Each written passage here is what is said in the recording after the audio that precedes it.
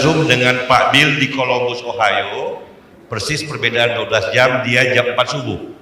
Usianya 85 tahun tapi masih semangat. Kebetulan ini kan deep winter. Jadi lagi enak-enaknya tidur, dia harus bangun dan dia sangat senang menyampaikan salam bagi teman-teman semua mau hadir dalam diskusi buku yang terakhir yang dia tulis. Saya kira masih akan ada lagi dia tulis. It's not going to be the last. Henry Kissinger meninggal tahun lalu pada usia 101 tahun, tetapi pada usia 99 tahun menulis buku terakhir yang sangat bagus tentang leadership.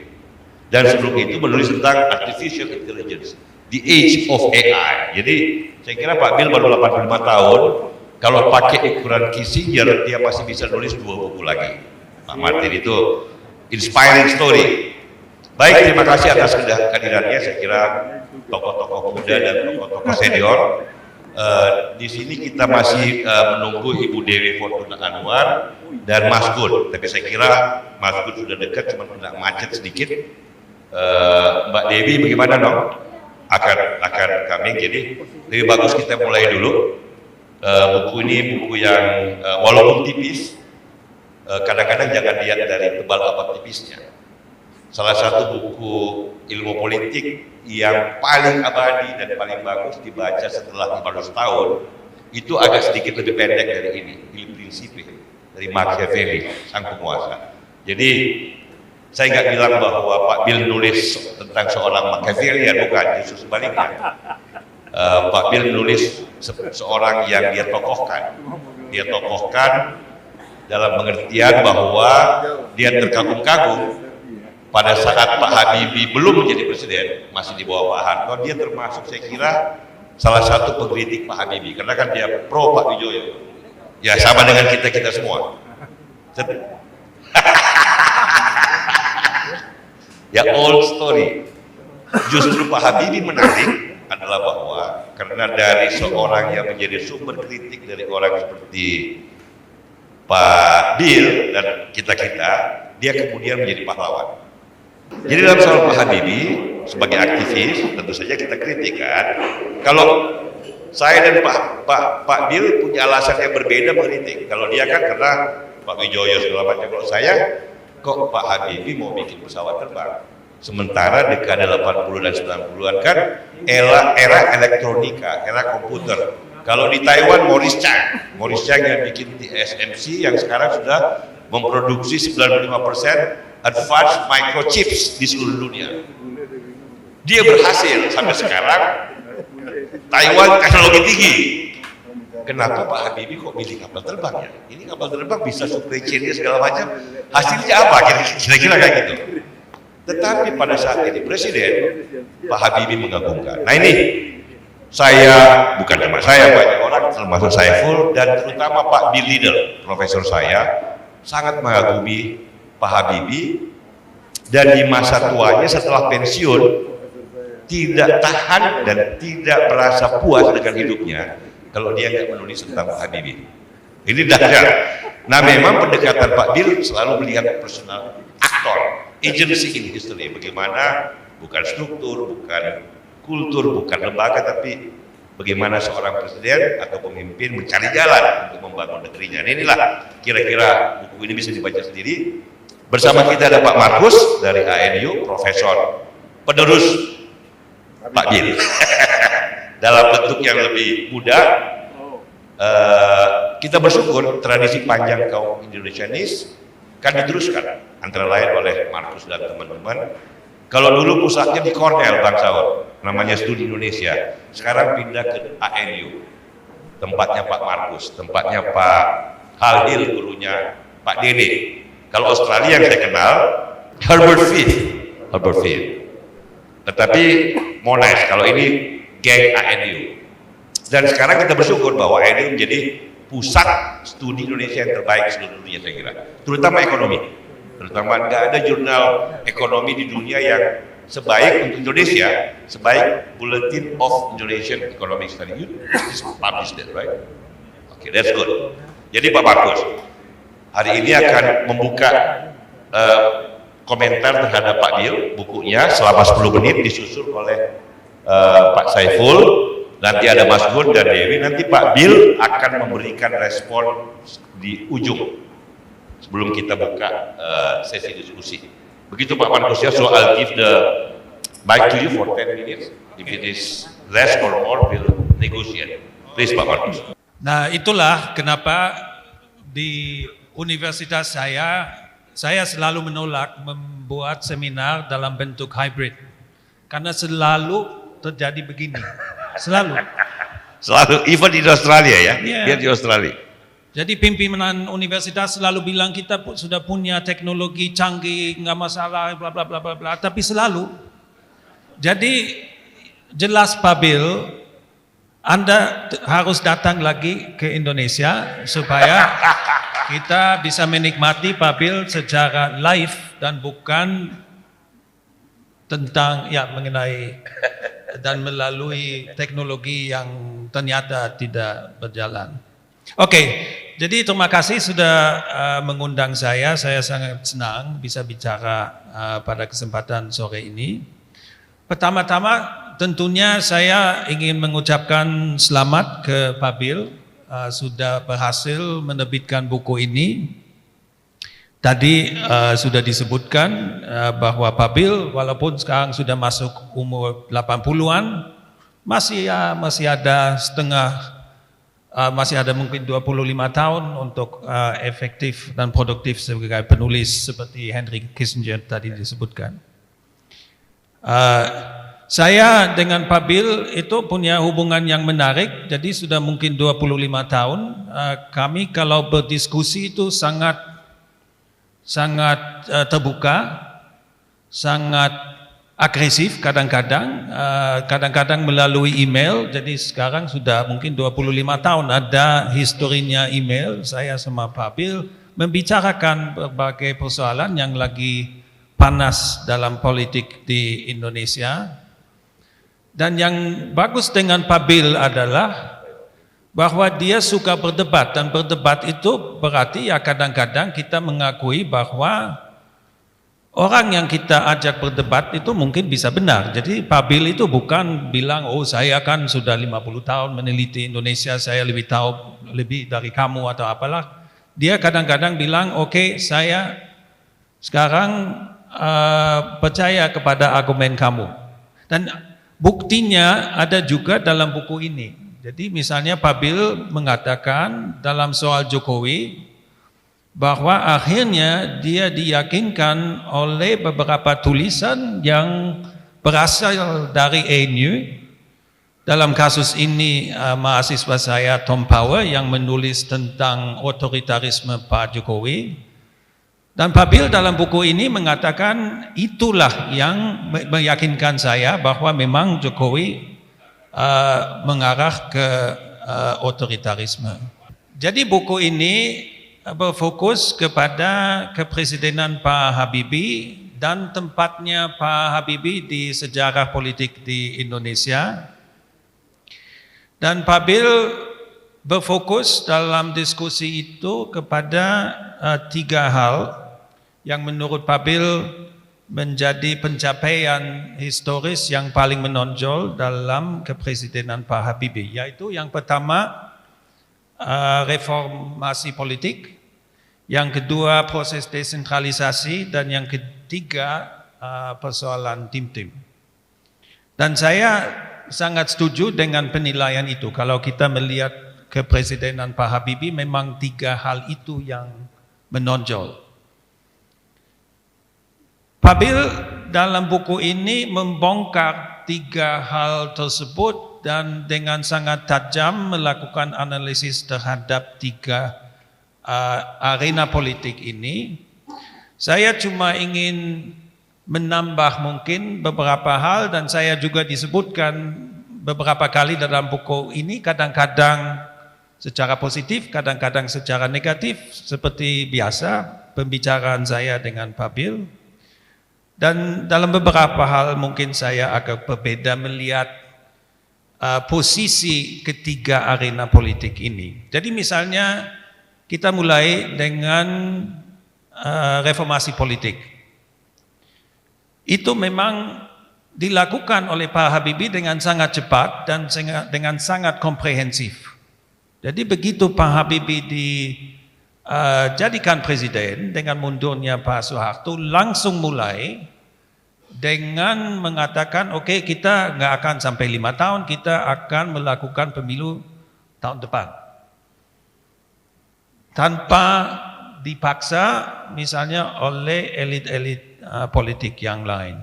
Dia juga sangat cepat dalam pembebasan orang tapol, dia sangat cepat dalam membebaskan media misalnya dari peraturan-peraturan media yang berlaku di bawah Orde Baru.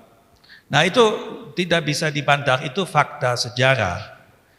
Tapi menurut saya harus juga diperhatikan bahwa memang Pak Habibie tidak punya pilihan lain pada waktu itu karena legitimasi politiknya sangat rendah. Kalau Pak Habibie tidak melakukan apa yang dia lakukan pada saat itu, tidak mungkin elit politik membiarkan dia untuk tetap memerintah sampai proses transisi selesai, dan para mahasiswa pun yang pada waktu itu turun ke jalan untuk menjatuhkan Pak Harto, mereka membiarkan Pak Habibie untuk berlanjut justru karena Pak Habibie dengan begitu cepat memberikan konsesi tersebut. Menurut saya tanpa konsesi tersebut Pak Habibie mungkin dijatuhkan juga oleh mahasiswa atau oleh elit politik. Jadi saya setuju dengan Pak Bill bahwa itu memang pencapaian yang sangat penting, tapi sulit dibayangkan bahwa Pak Habibie bisa melakukan hal yang lain dengan legitimasi politiknya yang begitu rendah. Jadi misalnya kalau Pak Habibie mengatakan, oh saya kan dipilih oleh MPR selama 5 tahun, saya akan menyelesaikan mandat saya selama 5 tahun, menurut saya dia akan langsung dijatuhkan. Elit politik tidak akan setuju, mahasiswa tidak akan setuju karena memang legitimasi politik itu tidak ada.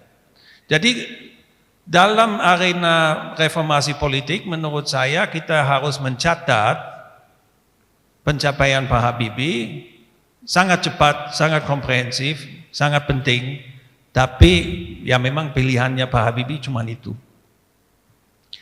Beda dengan arena politik dan pencapaian Pak Habibie yang kedua, dan itu desentralisasi. Menurut saya pencapaian Pak Habibie yang benar-benar individual ada di bidang itu. Karena sebenarnya mahasiswa tidak peduli dengan desentralisasi, elit politik pada waktu itu juga nggak terlalu peduli dengan desentralisasi. Jadi itu bukan sesuatu yang Pak Habibie harus melakukan untuk mempertahankan posisinya. Dan dengan demikian desentralisasi itu sesuatu yang benar-benar hanya bisa dilakukan oleh Pak Habibie. Itu idenya dia, that's his baby, nobody else's.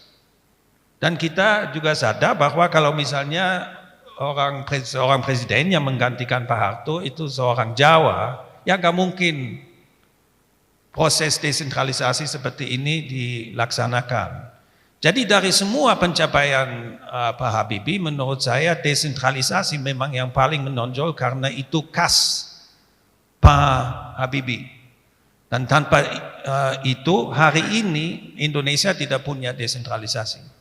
Karena misalnya Ibu Mega menjadi presiden atau siapapun secara demokratis tidak akan diberlakukan seperti ini. Yang ketiga soal tim-tim. Saya juga setuju dengan Pak Bill, ini juga sesuatu yang khas Pak Habibie. Karena dia tidak punya sejarah, dia tidak punya beban sama dengan presiden yang lain, Pak Harto atau Pak Tri Sutrisno atau yang lain. Hanya Pak Habibie yang bisa melakukan. Namun saya ingatkan juga, bukan semuanya yang berhubungan dengan tim-tim itu kita boleh anggap berhasil. Jadi Pak Habibie kehilangan kendali terhadap TNI pada saat itu sebagai akibat ada ratusan bahkan ribuan orang meninggal. Dan sebenarnya Indonesia sangat beruntung bahwa tim-tim tidak memaksakan bahwa orang-orang yang bertanggung jawab di tim-tim itu dibawa ke pengadilan PBB. Wiranto lah dan segala macam lah pada waktu itu sudah diinvestigasi, tapi karena tim-tim bilang udahlah kita mau berfokus pada pembangunan nasional, kita mau punya hubungan baik dengan Indonesia, jadi kita mau melupakan masa lalu ini. Itu alasannya kenapa kita saat ini melihat pelepasan tim-tim dari Indonesia sebagai suatu kesuksesan. Tapi sebenarnya banyak orang juga yang meninggal, banyak yang tidak berjalan dengan baik dalam proses seperti itu. Tapi pada prinsipnya saya setuju kalau kita membahas pencapaian Pak Habibie, ya yang 3 hal itu memang harus menonjol. Yang terakhir, bagaimana kita melihat tempatnya Pak Habibie di sejarah politik di Indonesia. Saya saat ini menulis buku tentang Pak Jokowi, itu berdasarkan wawancara dengan Pak Jokowi selama 1 tahun waktu dia masih presiden. Dan saya sedang juga memikirkan persoalan itu, bagaimana kita menempatkan seseorang dalam proses sejarah ini. Ada Pak Peter Carey sebagai sejarawan. Kita mencoba untuk menempatkan seorang pelaku politik secara proporsional dalam proses politiknya, susah. Ya. Jadi dalam hal Pak Jokowi misalnya, dia merupakan presiden yang paling berkuasa dalam periode pasca reformasi di Indonesia. Jadi selama 25 tahun dia yang paling berhasil mengkonsentrasikan kekuasaan di tangannya dia. Dan dia juga memerintah selama 10 tahun. Dipilih kembali dengan relatif gampang. Jadi sangat berkuasa dan banyak orang bilang akhirnya sangat otoriter. Bagaimana kita menempatkan orang seperti ini dibandingkan dengan Pak Habibie misalnya yang memerintah cuma 1,5 tahun dan dalam upaya untuk konsentrasikan kekuasaan boleh dikatakan akhirnya gagal karena diakhiri kepresidenannya oleh MPR. Bagaimana kita menilai satu orang yang 10 tahun berkuasa sangat berhasil dalam mengkonsentrasikan kekuasaan dengan misalnya membandingkan dengan Pak Habibie. And I think that's the point. Ini poinnya Pak Bill. Kalau kita melihat sebenarnya dari segi warisan politik, apa yang ditinggalkan oleh Pak Habibie itu lebih banyak dari apa yang ditinggalkan oleh Pak Jokowi. Karena Pak Jokowi walaupun sibuk membangun infrastruktur, Pak Jokowi itu bukan seseorang yang kita bisa namakan sebagai institution builder. Jadi bukan orang yang membangun institusi. Dia nggak suka bikin undang-undang, dia nggak suka bikin peraturan, dia nggak suka bikin sistem politik. Dia pintar sekali mainnya dalam sistem politik yang ada. Begitu dia diminta misalnya untuk mengubah suatu sistem, dia bilang udahlah, nggak usah kita mengubah sedikit cara permainan kita, tapi sistemnya kita biarkan. Nah, Pak Habibie tidak. Jadi Pak Habibie sangat tertarik pada pembangunan institusi. Undang-undang pemilu, undang-undang desentralisasi, undang-undang ini, undang-undang itu. Dia sangat mendorong itu. Dan sebagai akibatnya, boleh dikatakan ya saat ini kalau kita ingat yang benar-benar menciptakan Indonesia yang ada saat ini, sistem demokrasi yang ada saat ini, ya Pak Habibie memberikan kontribusi lebih besar daripada Pak Jokowi. Dan itu kan sangat ironis karena Pak Jokowi dalam imajinasi kita sekarang berfungsi sebagai atau memberikan image sebagai orang yang paling berkuasa. Namun satu hal yang saya harus tambah di sini juga, sekarang ada kecenderungan dan itu mungkin dalam perspektif sejarah memang seperti itu. Semakin jauh kita dari seseorang, apalagi seorang presiden, ya semakin cantik mereka lah, semakin bagus. Kita lupakan hal-hal yang jelek yang dulu terjadi. Misalnya contohnya di Amerika Presiden Bush. Selama Presiden Bush memerintah, dia dianggap presiden paling buruk dalam sejarah, tapi begitu Trump muncul, mereka bilang, oh Bush itu kan bagus. Nah, kita harus hati-hati kalau kita menulis buku tentang seorang presiden, dan memang kita mau menonjolkan pencapaiannya, kita jangan lupa bahwa pada saat itu juga banyak yang memang bermasalah. Dan saya apabila membahas itu pendapat saya, memang yang saya ucapkan dalam beberapa kesempatan, keinginan Pak Habibie untuk mau dipilih kembali membuat dia sangat berambisi dan mencari dana dan mencari kesempatan politik yang akhirnya menjadi persoalan juga dalam melembagakan demokrasi Indonesia. Pak Habibie atau Pak Jokowi? Ini Pak Habibie. Kalau Pak Jokowi kita sudah tahu. Itu enggak. Makanya Cuma nanya aja, cuma nanya. Ini kan masih fresh dalam memori kita kan, tapi itu kan poin saya. Jadi memang benar kalau kita tulis tentang seseorang, kita mau menonjolkan pencapaiannya, ya kita jangan lupa persoalan-persoalan yang pada waktu itu terjadi. Dan itu bukan cuma soal Pak Habibie. Sekarang saya lihat misalnya Gus Dur, mungkin masih banyak yang ingat kepresidenan Gus Dur, kacau banget. Tapi sekarang banyak buku ditulis seolah-olah itu Gus Dur itu wali dan lain sebagainya, kepresidenan yang bagus. Enggak, kita harus menempatkan orang dalam totalitas mereka. Bukan cuma hal yang baik yang kita tonjolkan pencapaiannya, tapi juga hal yang pada waktu itu semua orang yang menyaksikan secara langsung, dan saya pada waktu kepresidenan Habibie lagi melakukan penelitian, itu pun itu yang saya ingin katakan, itu jangan kita lupa juga. Terima kasih. Oh, thank you Pak Markus, terima kasih. Tepuk tangan buat Pak Markus. Salah satu poin terpenting nanti barangkali menarik sebagai bahan diskusi adalah bahwa Pak Habibie tidak dipaksa untuk membuat desentralisasi. Itu benar-benar buah pikiran dan hati dia barangkali. Kalau proses demokratisasi secara umum, barangkali dia dalam situasi yang tidak mungkin bisa mengelak. Tetapi bahwa dalam kerangka besar itu ada desentralisasi, ada pelepasan Timur-Timur, saya kira itu the choice of Habibie. Ya, dan itu bagus sekali sebagai bahan diskusi. Sekali lagi Pak Habibie mengawali dengan banyak yang meragukan, tetapi berujung dengan tepuk tangan.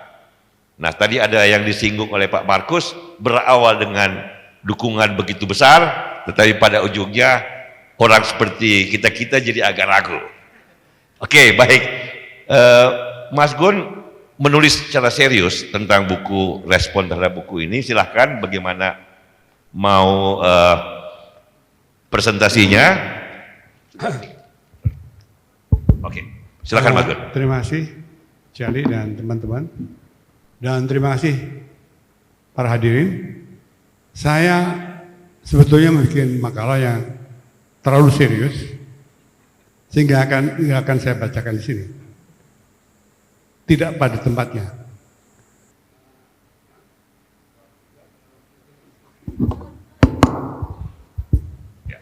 Nah, halo. Saya lebih baik cerita 3 anekdot yang saya alami dengan Pak Habibie. Yang pertama, ketika saya menjadi ketua panitia Frankfurt Book Fair, Komik Indonesia, waktu 2015. Dalam Frankfurt Book Fair itu Indonesia dapat menjadi tamu kehormatan, dan itu bukan soal yang mudah karena antriannya lama. Sebelum Indonesia adalah Finland, mereka antri 15 tahun untuk jadi tamu kehormatan. Nah, bagi saya ini acara yang sangat penting untuk membuat brand yang baik tentang Indonesia. Lalu saya mengerahkan banyak hal, bertengkar dengan banyak orang, terutama dengan birokrat di Dikbud. Untuk saya dibantu oleh Pak Budiono dan sedikitnya oleh Anies Baswedan yang waktu itu Menteri Dikbud. Saya punya ide waktu itu untuk pertama memamerkan buku-buku Indonesia. Diterjemahkan, tentu saja tidak mudah karena menerjemahkan buku sastra tidak mudah dan tidak banyak orang berbahasa Inggris, Indonesia, di Jerman maupun di mana aja yang juga memahami sastra. Kebanyakan yang dipamerkan adalah sastra karena itu mahkota dari pameran buku tersebut. Nah, karena saya kepengen jadi patriot,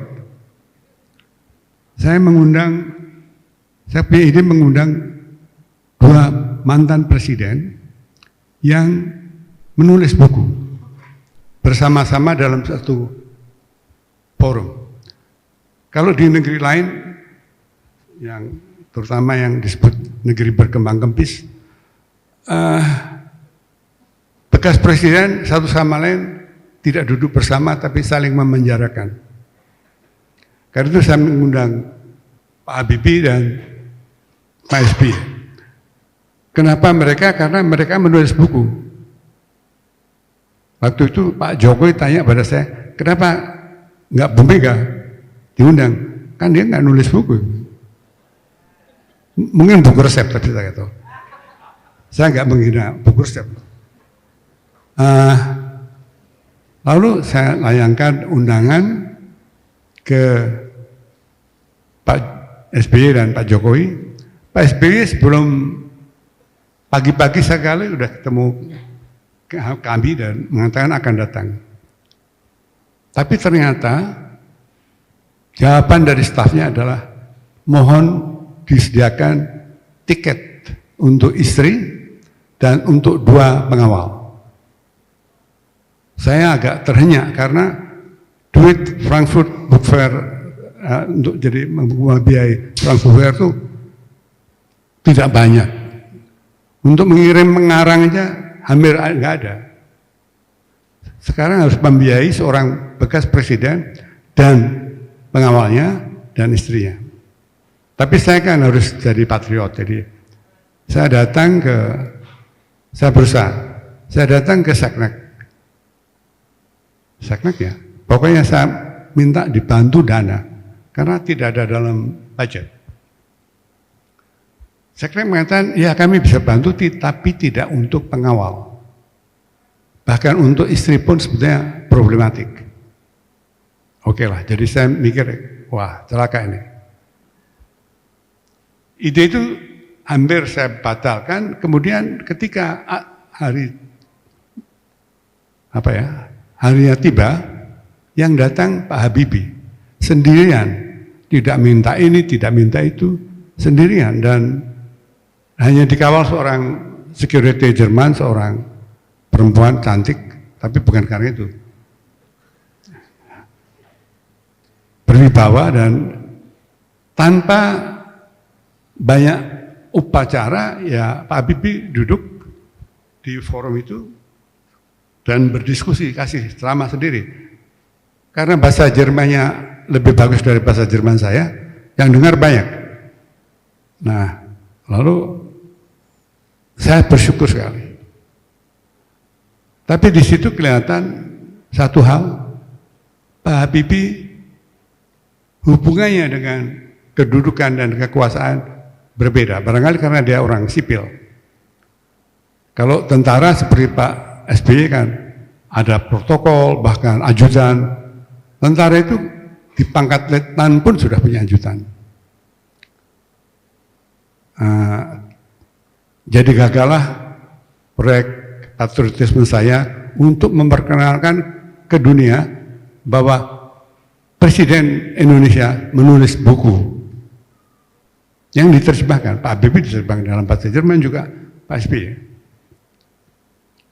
Yang kedua, ketika saya bersama banyak teman mengusahakan diubahnya undang-undang pers. Dan ini yang tadi tidak disebut oleh Markus. Prestasi Pak Habibie satu hal yang tidak bisa dilupakan, kebebasan pers. Di bawah pemerintahnya, surat izin terbit, surat izin SIUP dihapus. Yang lucu Menteri Penerangannya seorang bekas mantan Kopassus, Yusuf Sofia. Dan waktu saya ketemu dia bilang, ini memang celaka, ini SIUP. Saya sendiri pernah mengajukan SIUP 7 tahun loh, tidak dapat. Dia Kopassus, dia mengajukan SIUP untuk penerbitan pertanian dari Makassar. Jadi Pak Habibie ikut aktif meniadakan sensor, dan saya dan bersama teman-teman bekerja dengan satu lembaga di London namanya Article 19 yang melawan censorship. Saya anggota di sana dan mengubah undang-undang bersama para anggota DPR yang alhamdulillah agak sehat pikirannya, dan beberapa ahli, saya lupa. Lalu kemudian pidato untuk mengumumkan undang-undang baru itu di istana. Saya diminta ikut pidato, saya sebenarnya malas pidato. Tapi ya di istana kan bukan main loh. Istana di tempat yang biasa kita lihat di foto-foto ketika ada acara kenegaraan yang ada peta Indonesia di dinding itu, dan biasanya di situ kan sangat resmi dan khidmat. Pak Habibie pidato, saya pidato, luar biasa pagi saya ini. Lalu yang menarik adalah setelah acara selesai, Pak Habibie, kami salaman, terus dia bilang, begini, nanti kalau saya tidak jadi presiden lagi, saya akan bekerja untuk human rights. Saya tidak begitu percaya, tapi ya kan bagus ide itu. Niat baik itu sudah satu pahala. Di mana ada niat baik? Ya, jadi saya oke, Pak. Yang ketiga, ini agak mengharukan, entah kenapa saya bertemu beliau di rumah. Beliau sudah sendiri. Dan kalau nggak salah, saya mengajak Pak Habibie untuk bicara apa. Kan Pak Habibie itu dulu sangat tidak dipercaya oleh para pro-demokrasi kan. Pernah Aliansi Jurnalis Independen meminta Pak Habibie pidato untuk ulang tahun Aji. Teman-teman Aji tanya, boleh nggak sih saya manggil Pak Habibie pidato, kan dia order baru. Saya kan bukan penasihat Aji, tapi anggota Aji. Jadi saya bilang, kenapa enggak? Boleh aja, cuma diingatkan jangan panjang-panjang pidatonya. Karena memang selalu panjang. Nah, waktu ketemu saya, tidak saya sangat-sangat Pak Habibie minta maaf. Saya ini minta maaf kalau bicara terlalu panjang.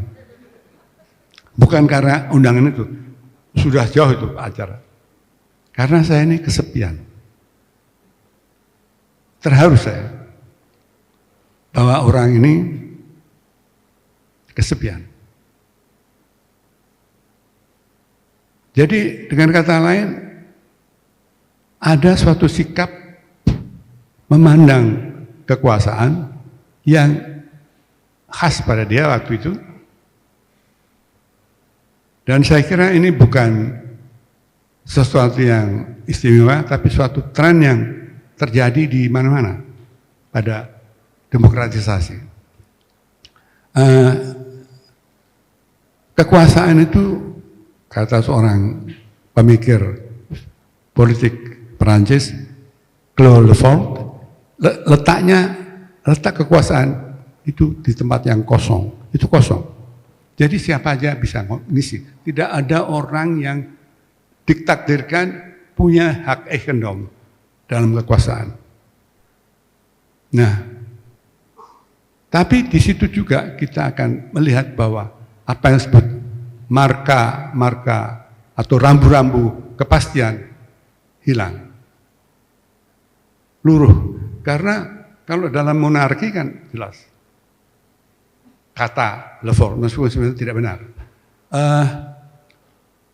Tapi dalam demokrasi betul-betul arah dan cara dan hasil tidak bisa dipastikan lebih dulu. Nah, di dalam ketidakpastian ini, kekuasaan tidak juga di dalam di pusat, dan salah satu barangkali paralel dengan desentralisasi tadi yang bilang Marcos, yang menurut saya suatu revolusi tersendiri.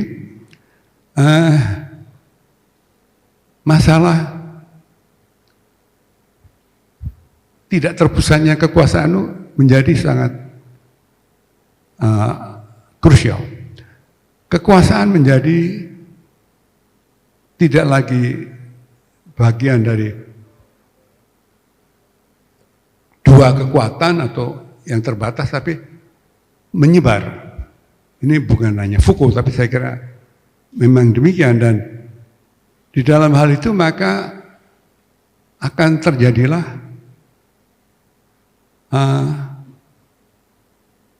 proliferasi. Kan kalau dalam teori Marx, kekuasaan ya burjuasi, proletariat. Dalam teori liberal, yang ditindas dan yang menindas. Dikotomi ini sangat jelas dan masing-masing pihak itu menjadi sesuatu yang universal.